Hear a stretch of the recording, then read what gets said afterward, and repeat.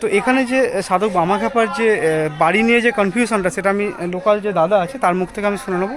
তো দাদা একটু আমাকে একটু ক্লিয়ার করে দাও, আমাদের দর্শকদেরও একটু ক্লিয়ার করে দাও। এই ভিটেটা পুরো 26 কাঠা টোটাল ভিটে বামাখ্যাপার জন্ম। আচ্ছা কোন পয়েন্টে জন্মগ্রহণ করেছে এটা সবার অজানা। আচ্ছা, কেউ জানে না সেটা। তার জন্য সব বংশধররাই দাবি করে আচ্ছা, এটা আমার আদি বাড়ি, এটা আমার আদি বাড়ি, এটা আমার বাড়ি। আর এরকম কটা জায়গা নিয়ে দাবি আছে? এটা ওনারা নাতিরা ছিলেন 6 ভাই। আচ্ছা, 3-4 ভাইয়ের বাড়িতে ঠাকুর আছে, কোথাও শিব মন্দির, কোথাও তারা মন্দির। এই ভিটের মধ্যে সবাই দাবি করে এখানে মায়ের পুজো করেছে, এখানে বাবার বাড়ি।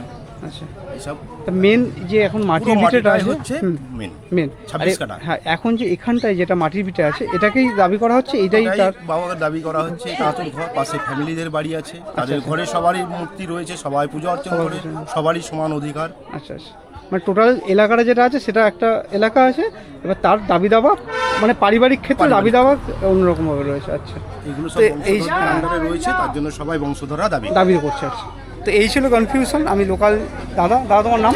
আমার নাম মনোরঞ্জন লেট। আচ্ছা, আপনি কি এই ওনারই? আমি এখানেই কর্ম করি। আচ্ছা বাড়িতে। আচ্ছা আচ্ছা, তো দাদার মুখ থেকে শুনে এলাম যে কনফিউশনটা ক্লিয়ার করার চেষ্টা করলাম, আর সেই জিনিসটা আমি শুনতে পারলাম, তাই আপনাদেরও ভার্চুয়ালি দেখালাম। তো যাই হোক, এটা ছিল কনফিউশন। তো এই কনফিউশন দূর করার জন্য এই ভিডিওটা করা।